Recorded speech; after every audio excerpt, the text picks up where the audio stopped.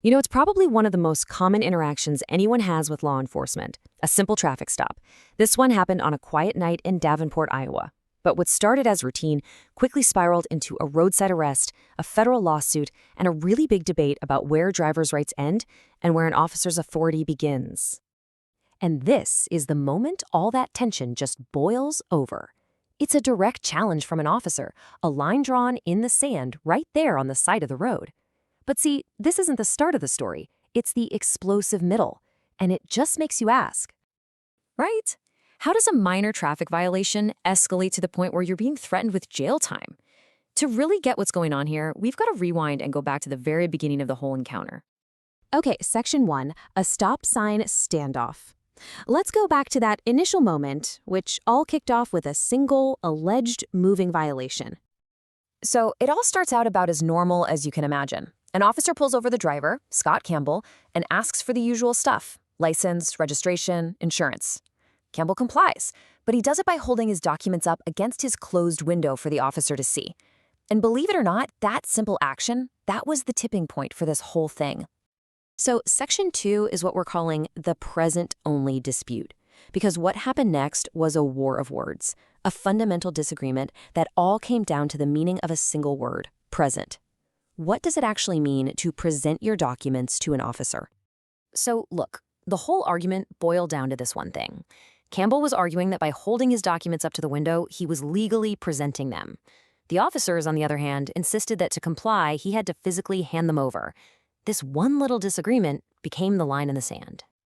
Now, while this is all going on, the officer radios in and puts a specific label on Campbell: sovereign citizen. Now, that's a term often used for people who believe they're exempt from certain laws. Whether it was accurate or not doesn't really matter, because that label instantly changed the vibe of the whole interaction. It went from a routine stop to a confrontation with someone they now saw as anti-authority. All right, Section 3, from citation to handcuffs. With both sides totally dug in, things went from a war of words to a physical arrest really, really fast. And it all happened in a flash. The argument led to Campbell being ordered out of his car.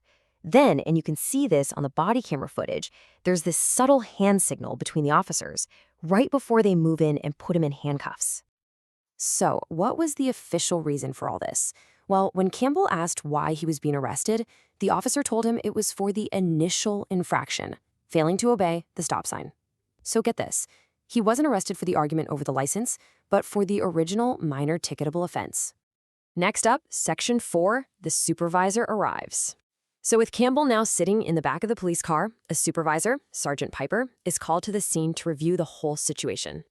From the back seat, Campbell tries to make his case directly to the sergeant. He's basically saying, hey, arresting me and impounding my car for a simple stop sign ticket, this is a massive overreach. But the supervisor, he backed his officer. He confirmed that in Iowa, traffic violations are considered arrestable offenses, which means, as far as he was concerned, the officer was acting within his legal authority.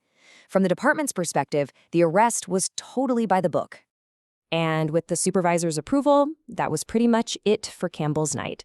The discussion was over, his car was officially getting impounded, and he was driven from the scene of the traffic stop directly to jail. Okay, on to our final section, a federal case. Because for Scott Campbell, the story was far from over when he got out. This is where a local police matter turns into a full-blown federal legal battle. First things first, he had to post a $600 bond to get out of jail, but he felt his constitutional rights had been violated, and he wasn't about to just let it go. He decided to fight back in federal court. So he filed a lawsuit using this really powerful tool known as Section 1983. What that does, essentially, is let regular citizens sue government officials, including police officers, when they believe their constitutional rights have been trampled on. So his lawsuit made 3 huge constitutional claims. First, false arrest, saying there was no real reason to jail him for a stop sign violation. Second, a Fourth Amendment violation for unreasonable seizure.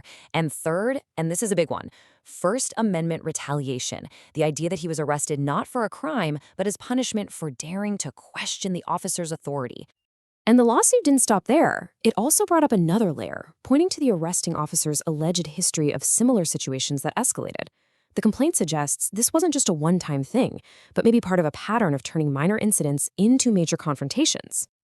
You know, when you boil it all down, this entire incident really comes back to this one question.